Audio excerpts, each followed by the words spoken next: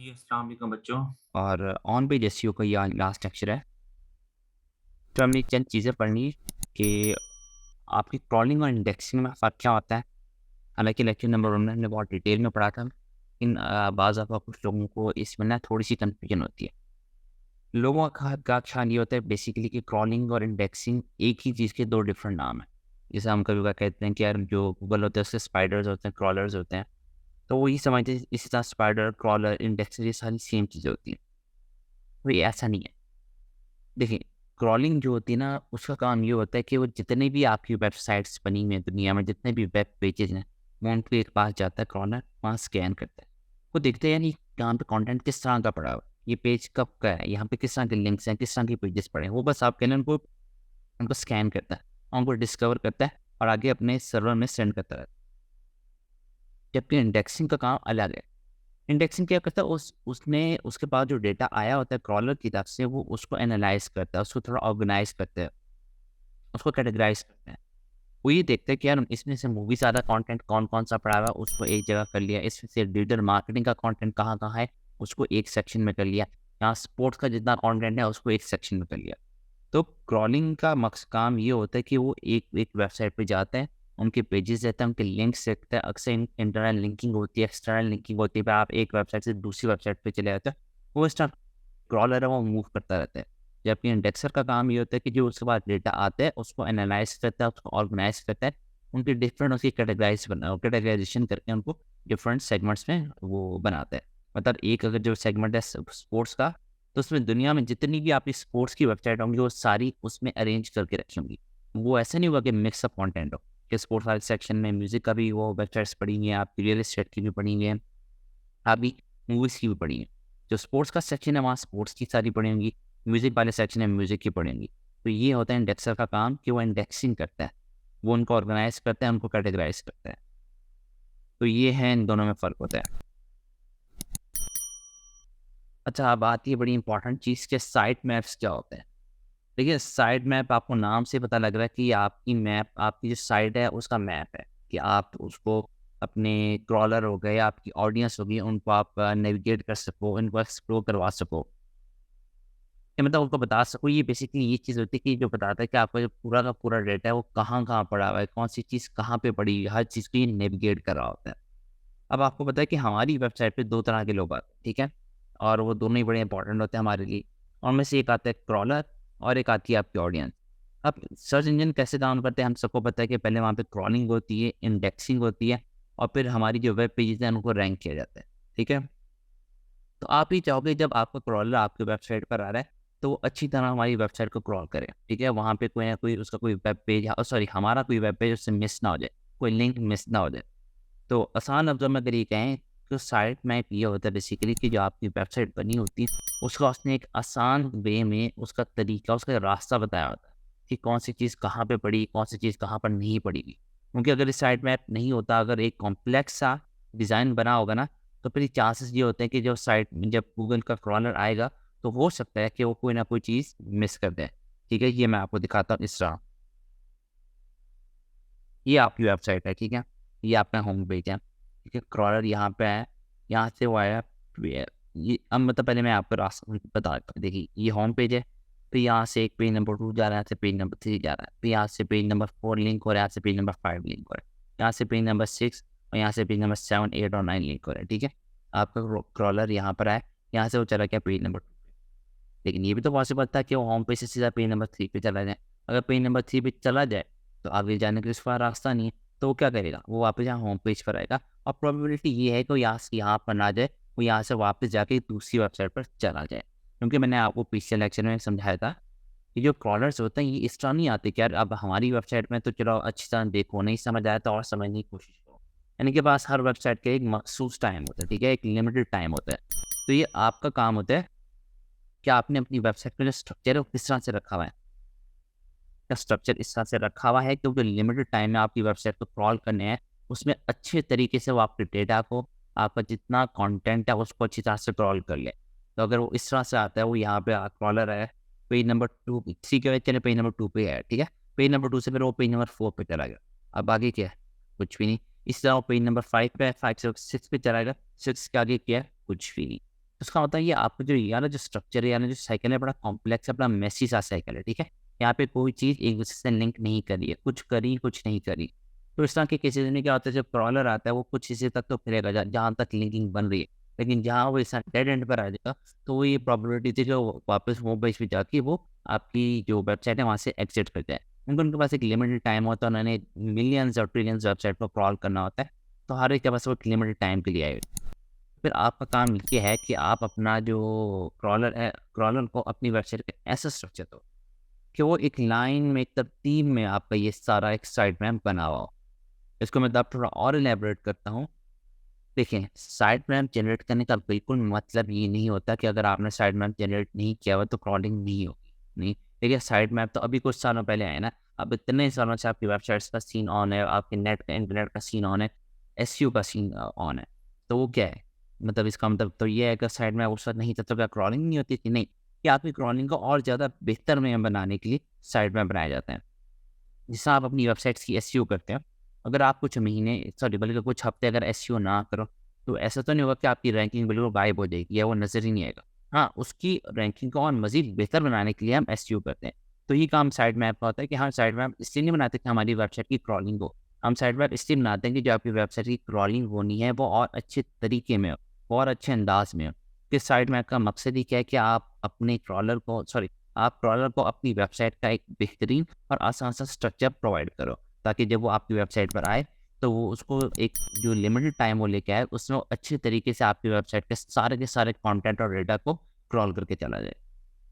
तो ये इसका एक कॉन्सेप्ट है, और इसको अभी हम एक प्रैक्टिकल करके दिखाएंगे आपको सारा, कि आपने इसको जनरेट कैसे करना है।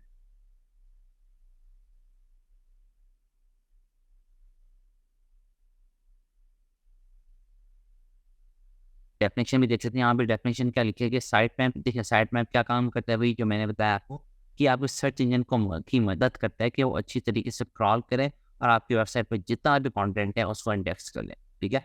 ये आपका जो साइट मैप होता है, गूगल बॉट्स को ये बताता है कि आपके जो पेजेस हैं वो किस तरीके से और किस तरतीब से ऑर्गेनाइज हुआ है।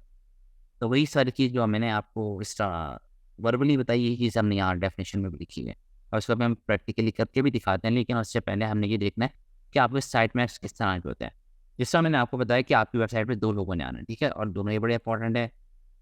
एक आएगा आपका क्रॉलर, और एक आएगा आपकी ट्रैफिक, आपकी ऑडियंस, हम लोग विजिटर्स, ठीक है। तो इन दोनों के लिए आपका साइट मैप बनाया जाता है। एक होता है आपका एक्सएमएल साइट मैप, और एक होता है आपका HTML site map. XML site map होता है आपका बेसिकली क्रॉलर के लिए, ठीक है। इनके एक्सएमएल साइट कुछ साइट मैप जो कुछ इस तरह का दिख,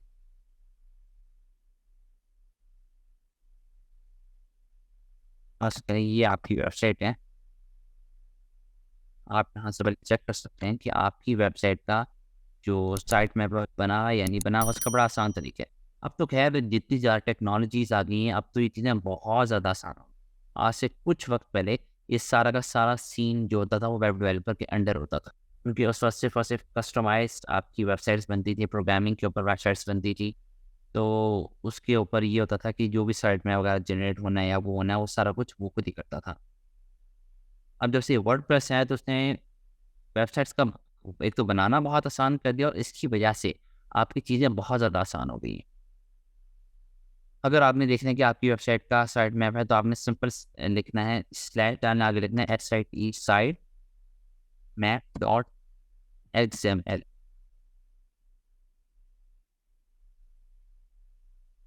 और ये आपकी सारी लिंक्स आ गई, ठीक है।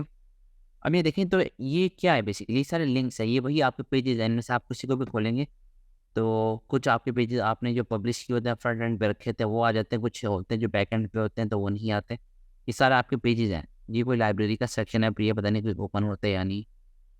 आई मीन ओपन तो होगा, लेकिन ये वो पेज होगा जो फ्रंट एंड पर नहीं होगा, डिफ़ॉल्ट के। अभी जब आपकी वेबसाइट बनती है तो काफ़ी सारे इस तरह के पेजेस होते हैं। हम कोई और लिंक देखते हैं,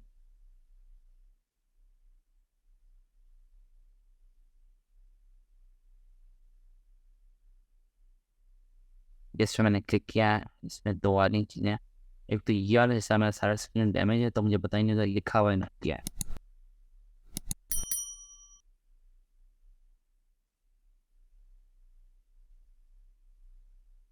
और ये वेबसाइट की ब्लॉग का सेक्शन। तो अब आपको काफ़ी हद तक आइडिया हो गया होगा कि साइट मैप बेसिकली है क्या। जो आपका एक्सएमएल साइट मैप है वो कुछ इस तरह से दिखाई देता है, ठीक है। अब आप अगर हम लोग मतलब आपकी ऑडियंस जब यहाँ पर आएगी तो ऑब्वियसली उनके लिए ये चीज़ें ये चीज़ इस तरह से आसानी से नेविगेट नहीं करेगी। ये क्रॉलर्स को बड़े अच्छे तरीके से उसका रास्ता दिखा रही है कि कौन सी चीज़ कहाँ पे पड़ी है, कौन सी चीज़ कौन से स्टेप पे पड़ी है। लेकिन आपका जो एक ऑडियंस है, आपके जो लोग जब विजिटर्स आपके इस पे आएंगे तो उनके लिए यार है जो साइड में होता है वो इतना वो इफेक्टिव नहीं होता। इसलिए उनके लिए हम बनाते हैं HTML साइड में।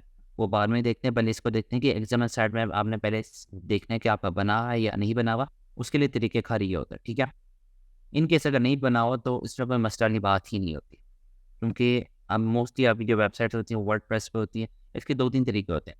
पहला तरीका ये होता है कि आपने अगर एक कस्टमाइज़ आपकी वेबसाइट बनी हुई है तो उसका आपने सी पैनल में जाके पहले आपने इसका साइट मैप जनरेट करना होता है।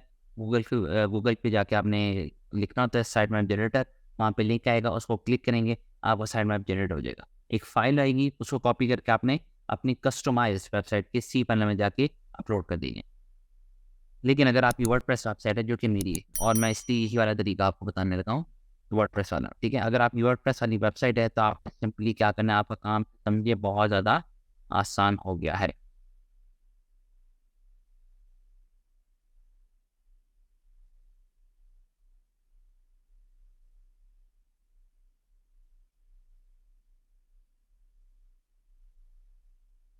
ये एक मेरी वेबसाइट है, मैं दोबारा इसको तरीका बता।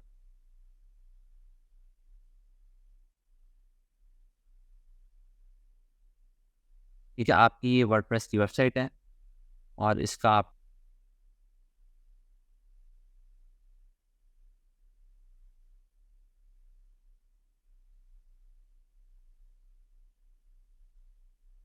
इसका अगर आपके पास वर्डप्रेस वेबसाइट है तो आप समझ लें आपसे आपका 20% पास।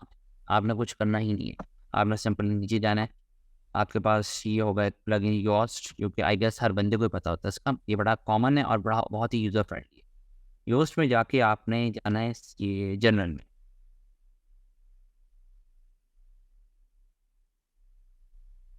जनरल में आके आपने यहाँ पे ओपन करना है फीचर्स। फीचर्स ओपन हो गए। अभी आप नीचे आते जाएँ तो ये देखें, क्योंकि मेरे पे तो ऑलरेडी ये ऑन हुआ हुआ एग्जाम साइड में। आपका अगर नहीं हुआ होगा तो आपके यहाँ पे इतना ही ऑफ शो होगा। आपने सिंपल बस इसको बस ये सारी गेम थी आपकी इस साइट पे जनरेट करने की। और ये आगे आपने कर देना सेव चेंजेस, और फिर आपने ये चेक करना है कि आपका जो साइट मैप है वो जनरेट हुआ वो या नहीं हुआ। तो उसका तरीक़ेकार वही है जब मैंने आपको पहले कहा था कि आपकी वेबसाइट पे होगी राइट।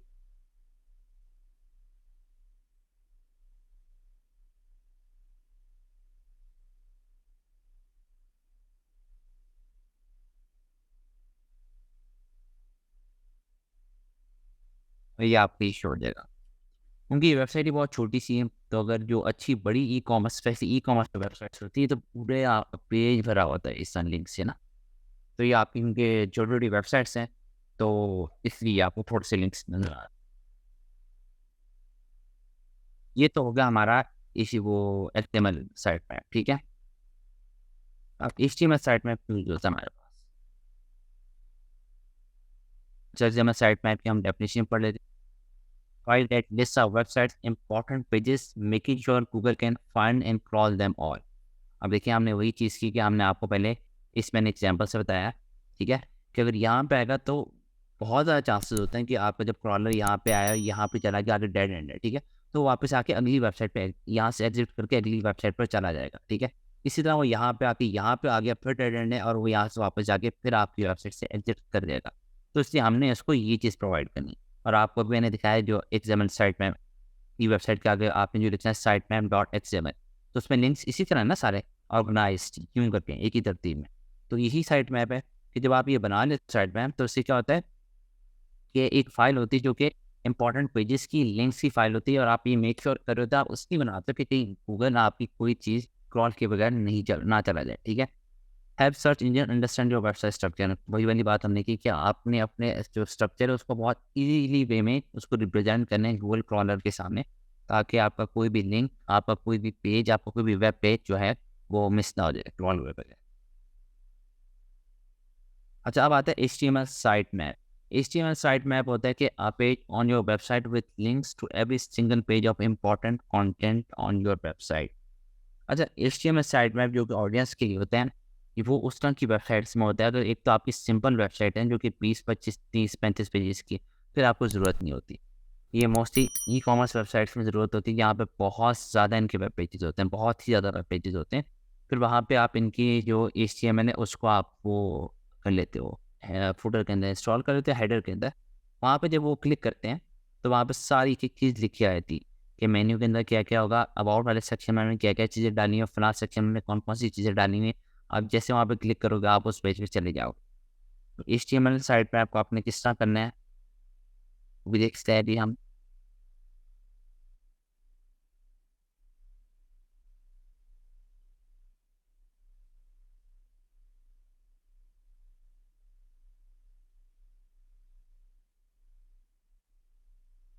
अच्छा, उसका तरीका रहता है कि सबसे पहले आपने जाना है प्लगइन्स में। आगे ये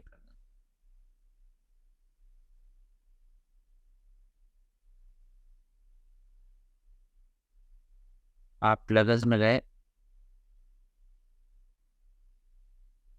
सर्च करना है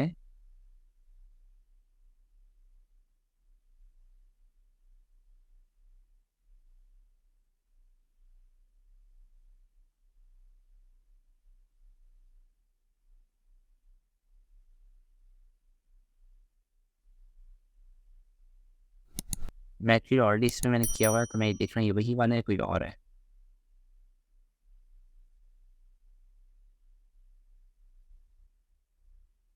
बल्कि मैं ऐड न्यू में जाके देखता हूँ ताकि पता लग जाएगा। अगर मैंने ऑलरेडी वही किया है तो मुझे बता देगा कि ऑलरेडी इंस्टॉल्ड है ये। यहाँ पे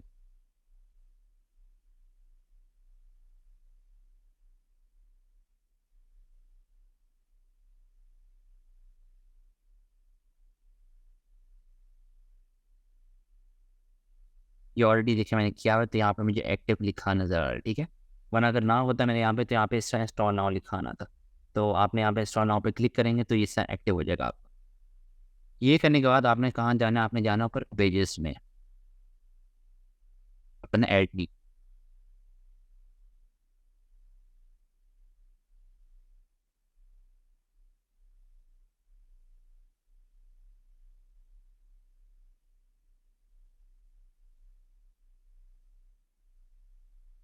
ये क्यों इतना टाइम ले रहा है यार।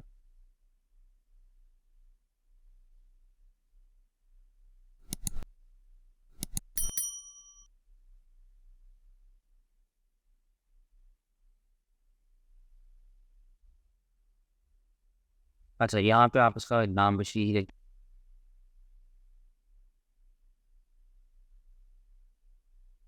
ठीक है। और उसके बाद यहाँ पे अपने प्लस पे क्लिक करना है और ये नीचे लिखा होगा सिंपल साइड पैन, इसको आपने ऊपर कर देना, ठीक है। अब वो आपसे पूछे कि आप क्या क्या चीज़ें चाह रहे हो कि जब यहाँ पे साइट मैप आपकी वेबसाइट पे बना आएगा तो उसके अंदर कौन कौन सी चीज़ें डिस्प्ले हो लोगों को, ठीक है। तो अभी तो हमने यहाँ पे पेजेस सेलेक्ट किए हैं, ठीक है। एक्चुअली ये वेबसाइट ना कुछ अर्सा पहले ही बनी है, और जब एक वेबसाइट बनती है तो उसमें से बहुत से ऐसे पेजेस होते हैं जो आपकी यूज़ में नहीं होते, जो आप कुछ उसके ऊपर एक्सपेरिमेंट्स कर रहे होते हैं। जैसे एक मेन पेज, ठीक है, बाकी सैम्पल पेज नाम है, एक शहर बट है, जिसने भी बनाया होगा उस अपने नाम से कोई ना कोई एक्सपेरिमेंट कर रहा होगा, कर रही होगी, ठीक है। इसे यहाँ पे लिखे हैं। इसमें और क्या ऑप्शन आती है हमारे पास, हम कोई पोस्ट ऐड कर सकते हैं। पोस्ट भी आई गेस थोड़ी अजीब सी आएंगी मुझे। हाँ, ये देखा, वो भी जी अभी नई नई वेबसाइट बनी ना, तो इस तरह की सारी आ रही। तो मेरे ख्याल से पोस्ट को हम रहने देते हैं। हम सिर्फ लोगों को ये नेविगेट करना चाह रहे हैं कि जब वो इस पेज पे आएंगे तो क्या क्या चीज़ें नज़र आ सकती। हालांकि यहाँ पे ज़रूरत नहीं, ये बहुत ही छोटी वेबसाइट है। ये वहाँ होती है यहाँ पे बहुत सारे आपके ई कॉमर्स के hundreds of thousands of products होते हैं और बेतहाशा आपके वेब पेजेस होते हैं।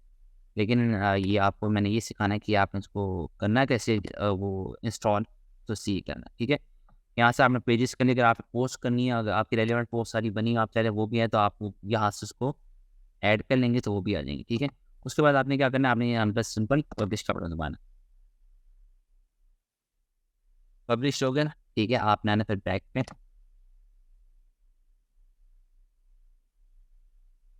और आपने यहाँ आना है इधर ये अपीयरेंस में। अपीयरेंस के अंदर आ गए ये मेन्यूज।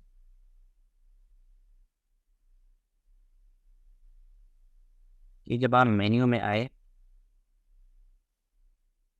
क्योंकि हमने इसको अपने फुटर में रखना है, तो ये आपने ये मेक श्योर करना ऊपर से फुटर, और ये फुटर सेलेक्ट हुआ, ठीक है। और यहाँ पे आपने कर दिया सिलेक्ट साइट मैप।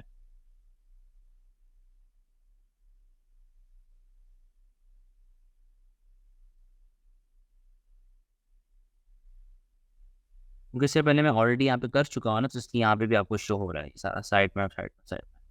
तो इसको मैं यहाँ पे करना है सेव मेन्यू, ठीक है। जैसे आप सेव मेन्यू करेंगे, फिर आपने जाके अपनी वेबसाइट पे जाके चेक करना है।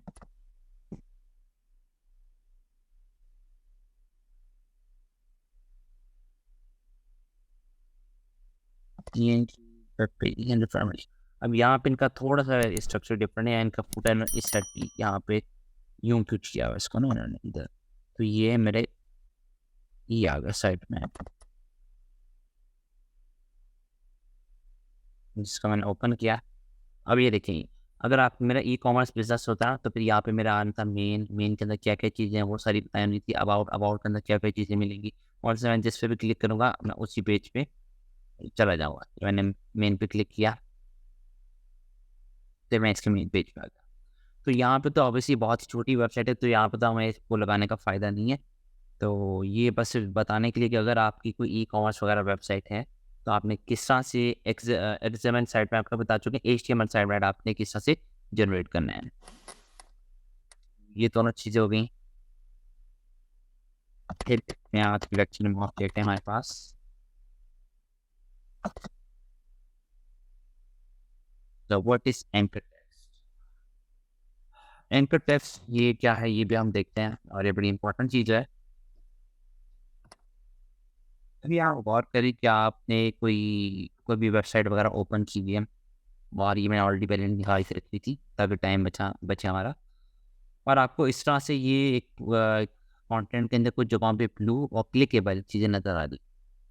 तो ये बेसिकली होते हैं आपकी हाइपर लिंकिंग कहने से एंकर टेक्स्ट करने, ये होते हैं आपकी सारी चीज़। अभी करते क्यों है, इसका फ़ायदा क्या है, और हमारी एसईओ पॉइंट ऑफ व्यू के लिहाज से हम जहाँ पे वो एंकर टेक्स्ट बना रहे हैं उसको हम यूआरएल ऑप्टिमाइज कैसे बनाना, ये चीज़ हम लोग देखें।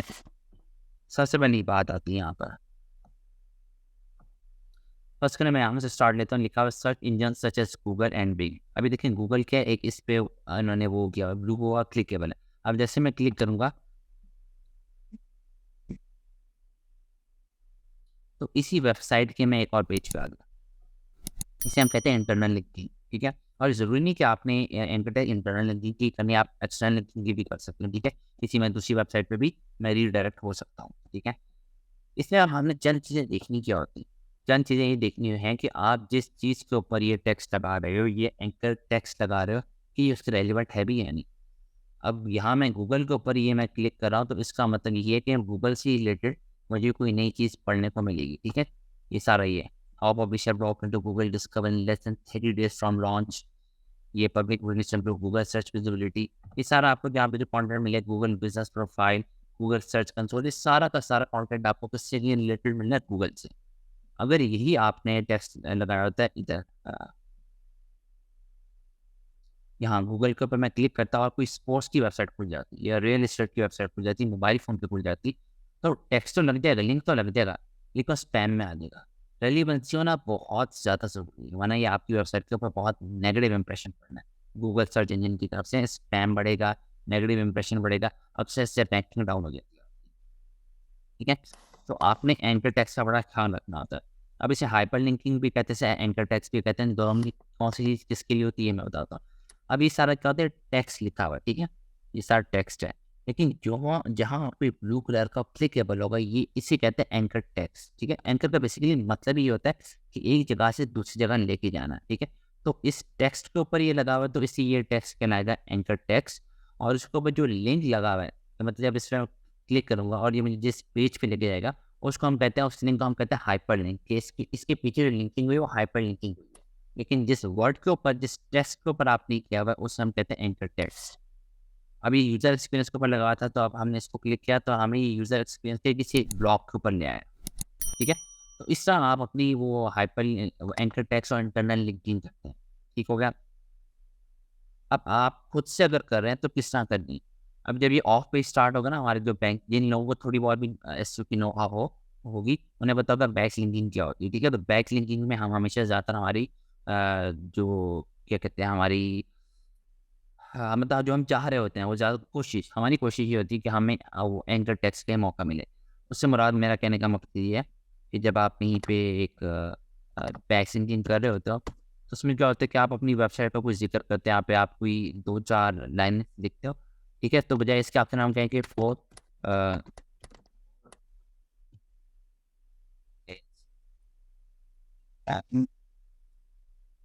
डॉट एबीसी डॉट, ठीक है? इसकी बजाय अब हम ये प्रेफ़र करते हैं कि हमारा वहाँ पे हाइपरलिंक से उन्होंने ऑप्शन दी हुई हो और हम उसको हाइपरलिंक बनाएँ, ठीक है? और बनाना कैसे है, ज़रा रेलेवेंट तरीके से बनाना है। इसकी मैं एग्ज़ाम्पल, अभी तो ऑफ पेज में कोई ऐसा लिंक ढूँढना कि जहाँ पे हर हर बैकलिंक में आपको ये ऑप्शन नहीं मिल रही होती, वो वेबसाइट के ऊपर डिपेंड कर रहा होता है ना, कि उन्होंने मोस्टली आपको फोरम्स में और ये कमेंट पोस्टिंग में इस तरह की आपको मिल रही होती हैं ऑप्शंस। जब आप यहाँ पे कोई एक वो कमेंट कर रहे थे कि जैसे एक लिखा,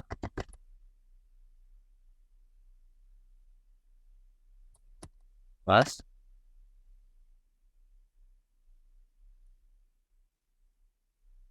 एंड गेट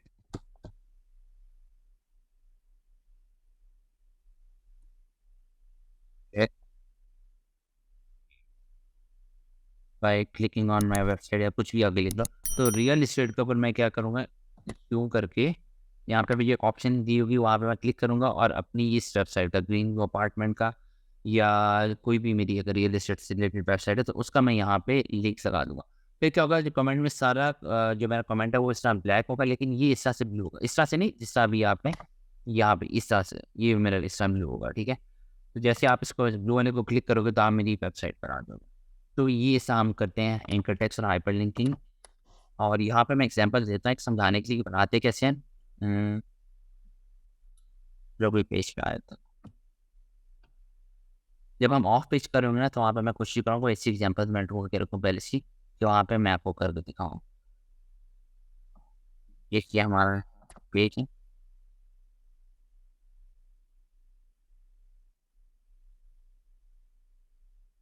इसके अंदर हमने अपना कंटेंट डाला हुआ है।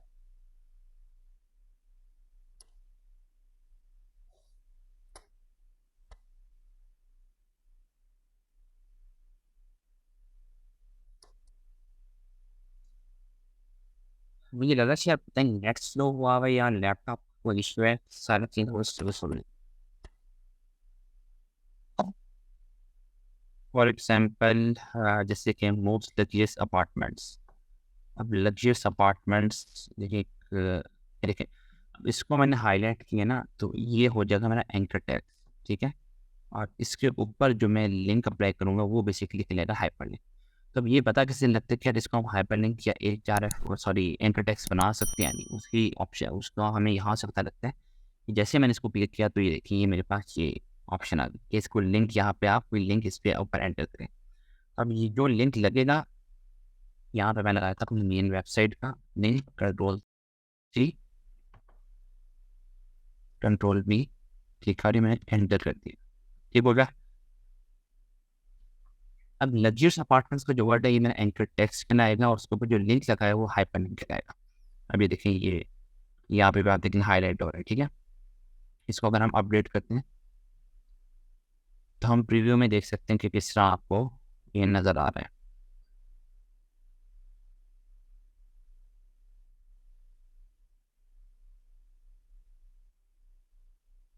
ये अपडेट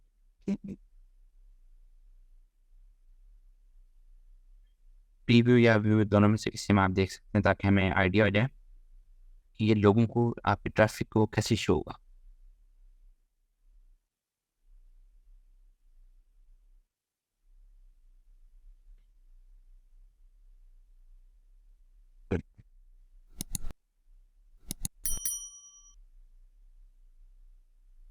ये देखिए, लेकिन अभी इतना प्रोमिनेंट नहीं, इसको प्रोमिनेंट हम कर सकते हैं। इसको हम कर देंगे बोल्ड और अंडरलाइन।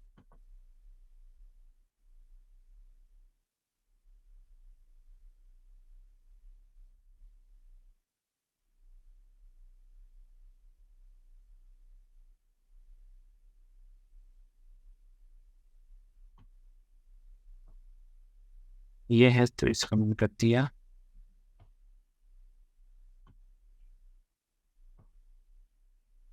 बोल्ड और ये अंडरलाइन, ठीक है, ताकि यहाँ पे प्रोमिनेंट हो जाए, दूर से ही ताकि नजर आए लोगों को। अब देखते हैं आप लोगों को जो विजिटर्स है उनको किस तरह शो होगा हमारा ये।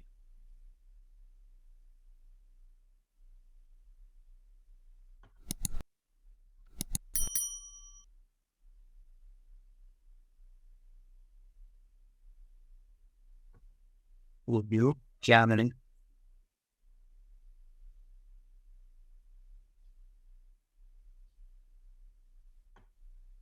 अब ये देखिए, अब ये आपको अलग ही दूर से नजर आ रहा है। जैसे इस पर क्लिक करेंगे तो जो पीछे लिंक लगा होगा ये आप उसके ऊपर चलेगा, ये greengoapartment.com।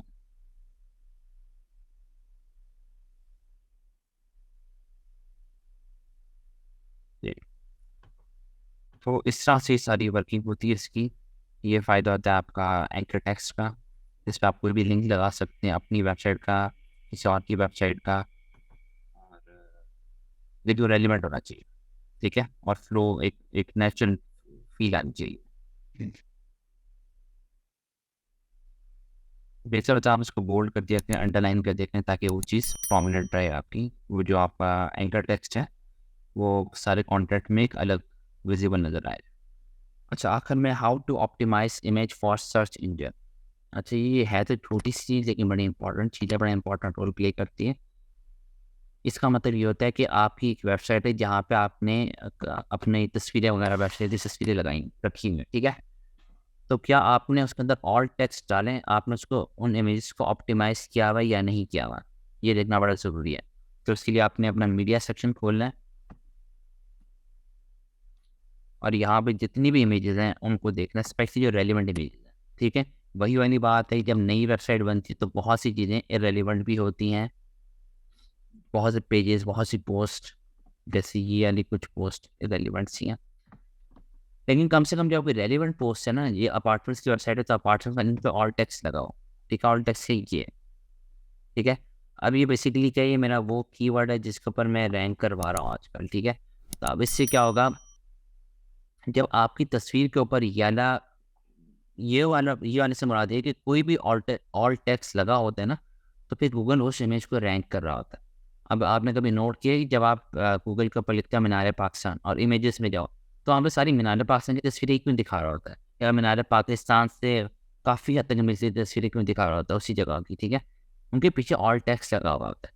ऐसा नहीं कि आप मीनार पाकिस्तान लिख रहे हो और आपको गाड़ियों की तस्वीरें या बसों की तस्वीरें नज़र आ रही हो, ठीक है, या आप पाकिस्तान लिख रहे हो तो आपको कोई बंदों की तस्वीर नज़र आ रही है, आपको पाकिस्तान की वो शहरों की तस्वीरें नज़र आ रही होंगी, ठीक है, जगहों की तस्वीर नज़र आ रही होंगी।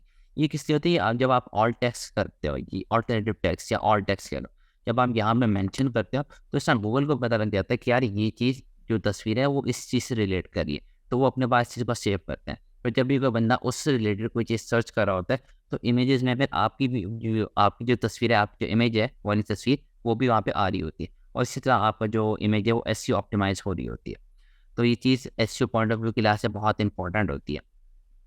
प्लस ये कोशिश क्या करें जितने भी आपकी चीज़ें उनको आप फुलफिल करें, डिस्क्रिप्शन आप लिखें, क्योंकि मैंने नहीं लिखी कोई वजह नहीं, आप कहने सुस्ती कहने यार तस्वीरें बहुत ज़्यादा थी और ऑल टेक्स्ट को मैं फिल करा था, तो ऑल टेक्स्ट इनमें सबसे इम्पॉर्टेंट होता है। बाकी जितना वही वाली बात है, जितना वो डालेंगे उतना मीठा होगा। तो डिस्क्रिप्शन मैं प्रेफर करूँगा आप 1-2 लाइन की डिस्क्रिप्शन लिखें उसी कीवर्ड के साथ, ठीक है। तो बाकी ये मेक श्योर कर लें कि जितने भी आपके हुए हैं उनमें कोई ऑल टेक्स्ट मिसिंग ना हो। तो ऑल टेक्स्ट लिखते कैसे हैं? ऑब्वियसली लिखना इसमें कुछ भी नहीं, जो भी आपका कीवर्ड है वो आप यहाँ पे लिख दें, ठीक है। और बस ये चेक कैसे करना होता है वो मैंने आपको बता दिया कि आपने अपने वर्डप्रेस के उसमें जाना है और डैशबोर्ड में, और यहाँ पे आपने मीडिया वाला सेक्शन खोलना है और यहाँ पे आप इमेजेस में देख लें कि जितनी भी आपको रेलिवेंट इमेजेस है उसमें आपको ऑल्ट टेक्स्ट डला हुआ या नहीं डला हुआ। इसमें नहीं डला हुआ, इसमें आप डाल सकते हैं। आप इसमें लग्जरी अपार्टमेंट डाल सकते हैं, या ये ग्रीन व्यू अपार्टमेंट की वेबसाइट है तो यहाँ पे आप वो डाल सकते हैं, ग्रीन व्यू अपार्टमेंट लिख सकते हैं।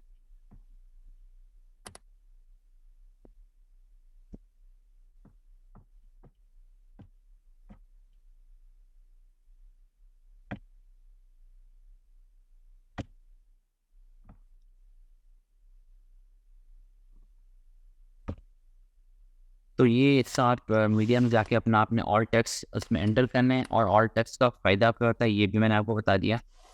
तो एसईओ एक ऐसी चीज़ है कि इसमें हम किसी भी फैक्टर को छोटा नहीं समझ सकते, और ये वाक़ई पॉसिबल है कि आपने सारी एसईओ अच्छी की हुई हो, हर technical on page off page हर चीज़ों का ख्याल रखा हो, लेकिन एक छोटी सी चीज़ ऑल टेक्स्ट के बाद वहाँ हम नहीं ख्याल रखते, उससे हो सकता है आपकी रैंकिंग में फ़र्क आया हुआ, आपकी जो वेबसाइट है वो तीसरे पे आ रही है या चौथे पे आ रही हो, और किसी भी छोटी सी चीज़ इंटरनल लिंकिंग हो गई, ब्लॉग सीधा पोस्ट नहीं हुआ हुआ, किसी भी चीज़ से आप भी रैंक ऊपर आ सकते हैं। मतलब जो सेकंड या थर्ड नंबर पे आ रहा है उसके आने की वजह ये हो कि कोई ना कोई एक फैक्टर मिस हुआ होना, शायद हो सकता है नंबर 1 पे आपकी वेबसाइट उस कीवर्ड के ऊपर आपकी वेबसाइट आ रही होती।